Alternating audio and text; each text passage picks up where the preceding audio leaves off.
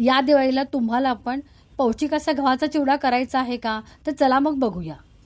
नमस्कार.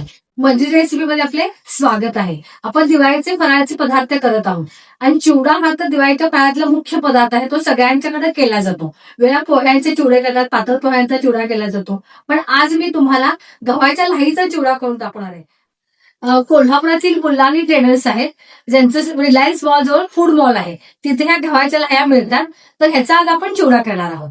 सर्वप्रथम 200 ग्रॅम गव्हाच्या लाह्या एका परातीत काढून घेतल्या. नंतर कढईत तेल तापवून घेतले. गाळण्याच्या साह्याने अर्धी वाटी काजू, अर्धी वाटी शेंगदाणे, अर्धी वाटी फुटाण्याची डाळ, अर्धी वाटी सुक्या खोबऱ्याचे पातळ असे काप, 1 वाटी कढीपत्ता हे सर्व तळून लाह्यावर घातले. खमंग लालसर तळून घेतले. त्यानंतर दुसऱ्या एका कढईत एक मोठी वाटी तेल तापवले. त्यात जिरे, मोहरी, तीळ प्रत्येक 1 टीस्पून घातले. ठेचलेले लसूण 2 टेबलस्पून घातला. लसूण लालसर झाल्यानंतर 1 टीस्पून हिंग घातला. गॅस बंद करून 1 टीस्पून हळद, 4 टीस्पून मिरची पावडर, 2 टीस्पून मीठ घातले.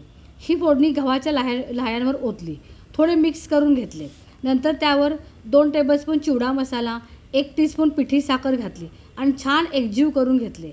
मस्त पौष्टिक खमंग असा गव्हाचा चिवडा तयार झाला. मुलानी ट्रेडर्स यांचा ॲड्रेस कॅप्शनमध्ये दिलेला आहे. त्यांच्या फूड मॉलला नक्की व्हिजिट करा.